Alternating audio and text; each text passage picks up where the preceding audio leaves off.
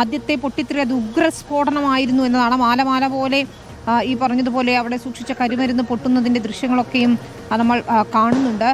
അതിന് പിന്നാലെ വീണ്ടും തുടർ സ്ഫോടനങ്ങൾ ഉണ്ടാവുകയും ചെയ്യുന്നു. ഇപ്പോഴും അതിനകത്തേക്ക് അല്ലെങ്കിൽ ആ സ്ഥലത്തേക്ക് പൂർണ്ണാർത്ഥത്തിൽ രക്ഷാപ്രവർത്തകർക്ക് പ്രവേശിക്കാൻ പോലും കഴിഞ്ഞിട്ടില്ല. അതിനിടയിൽ ചില ശരീരഭാഗങ്ങൾ കണ്ടെത്തുന്നതും ആശങ്കയാകുന്നുണ്ട്. സജീഷ്, വിനീത, നമ്മൾ പ്രതീക്ഷിച്ചതിനേക്കാൾ ഗുരുതരമായ സാഹചര്യമാണ് ഇപ്പോൾ തൃശ്ശൂർ പൂരത്തിൻ്റെ തിരുവമ്പാടി ദേവസ്ഥത്തിൻ്റെ വെടിക്കെട്ടുപുരയിൽ ഉണ്ടായതെന്നാണ് നമുക്ക് ലഭിക്കുന്ന വാർത്തകൾ പ്രകാരം പറയാനുള്ളത്. ഇതുവരെ 3 മരണം ഉണ്ടായി എന്നാണ് ഇപ്പോൾ ലഭിക്കുന്ന വാർത്ത. ഔദ്യോഗികമായിട്ട് സ്ഥിരീകരിച്ചിട്ടില്ല. പക്ഷേ അനൗദ്യോഗികമായി നമുക്ക് ലഭിക്കുന്ന വിവരം അനുസരിച്ചാണെങ്കിൽ 3 മരണം ഉണ്ടായിട്ടുണ്ട്. കൂടുതൽ പേർക്ക് ഗുരുതരമായി പരിക്കേറ്റിട്ടുണ്ട്. കാരണം നമുക്കറിയാം ഏതാണ്ട് 2:30-3 മണിയുടെയും ഇടയ്ക്കാണ് ഈ സ്ഫോടനം ആദ്യം ഉണ്ടാകുന്നത്. ഈ സ്ഫോടനം ഉണ്ടായ ശേഷം ഇപ്പോഴും ആ സ്ഥലത്ത് തുടർച്ചയായ സ്ഫോടനങ്ങൾ നടക്കുകയാണ്. ഈ രക്ഷാപ്രവർത്തകർക്കോ പോലീസിനോ ഒന്നും ഈ സ്ഥലത്തേക്ക് എത്താൻ പറ്റാത്ത രീതിയിൽ ഇപ്പോഴും വലിയ തോതിൽ ഭീതിജനകമായ രീതിയിൽ സ്ഫോടന ശബ്ദങ്ങൾ ഉണ്ടാകുന്നുണ്ട്. അതിനുള്ളിൽ 30ഓളം പേർ പണിയെടുത്തിരുന്നു എന്നാണ് ദൃക്സാക്ഷികളും അതുമായി ബന്ധപ്പെട്ട ആളുകളും പറയുന്നത്. അവരെ പൂർണ്ണമായും പുറത്തെത്തിക്കാൻ കഴിഞ്ഞോ?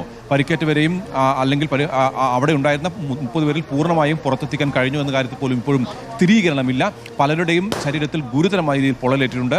ചിതറിയ രീതിയിലാണ് ചിലരെ പുറത്തേക്ക് കൊണ്ടുവന്നതെന്നും ദൃക്സാക്ഷികൾ പറയുന്നുണ്ട്. വൻ സ്ഫോടനം എന്ന് നാട്ടുകാർ ഇതിനകം തന്നെ അത് ഔദ്യോഗികമായി സ്ഥിരീകരിക്കുകയും ചെയ്തു. ഏതായാലും ഗുരുതരമായ സാഹചര്യമാണ് ഉണ്ടായത്. ഈ പരിക്കേറ്റ ആളുകളിൽ പലരുടെയും നില അതീവ ഗുരുതരമാണ്. ഇപ്പോൾ 6 പേർ തൃശ്ശൂർ മെഡിക്കൽ കോളേജിൽ പ്രവേശിപ്പിക്കപ്പെട്ടിട്ടുണ്ട്. ഇവരുടെ നില അതീവ ഗുരുതരമാണ്. എത്ര പേർ ആ സ്ഥലത്ത് ഈ വെടിക്കെട്ട് പുരയിൽ കുടുങ്ങിക്കിടക്കുന്നുണ്ട് എന്ന കാര്യത്തിൽ ഇപ്പോഴും ഒരു വിവരം ലഭിച്ചിട്ടില്ല. കളക്ടറും IG അടക്കമുള്ള ആളുകൾ ഈ സ്ഥലത്ത് എത്തിയിട്ടുണ്ട്. പക്ഷേ രക്ഷാപ്രവർത്തനം പൂർണ്ണ തോതിൽ സജ്ജമാകാൻ ഇനിയും സമയമെടുക്കും. കാരണം ഇപ്പോഴും അവിടെ തുടർ സ്ഫോടനങ്ങൾ നടക്കുകയാണ്.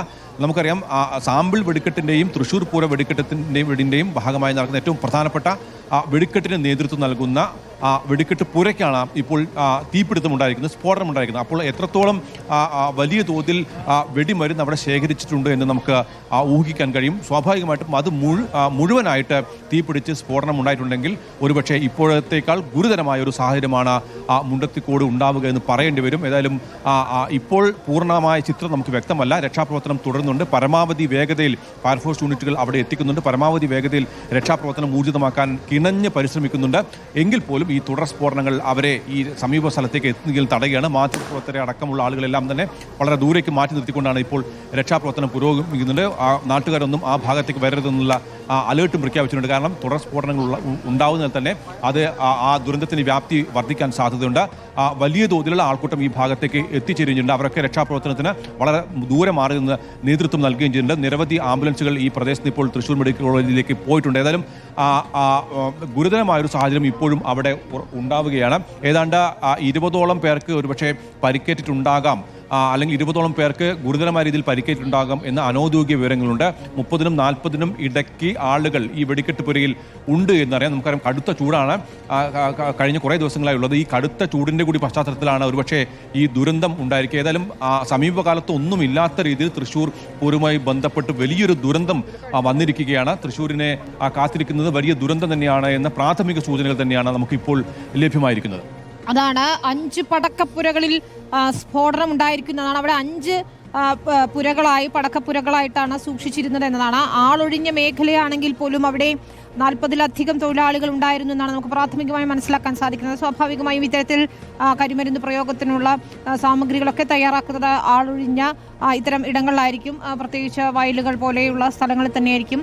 അത്തരമൊരു സ്ഥലം തന്നെയാണ് മുണ്ടത്തിക്കോട് സതീഷ് എന്ന് പറയുന്ന ലൈസൻസി ഇതുപോലെ നിരവധി വെടിക്കെട്ടുകൾക്ക് നേതൃത്വം നൽകി പരിചയമുള്ളയാളാണ്. ഇത് അല്പം മുൻപുള്ള ദൃശ്യങ്ങളാണ് പ്രേക്ഷകർ കാണുന്നത്. മുണ്ടത്തിക്കോട് സതീഷ് തിരുവമ്പാടിക്കും പാറമേക്കാടും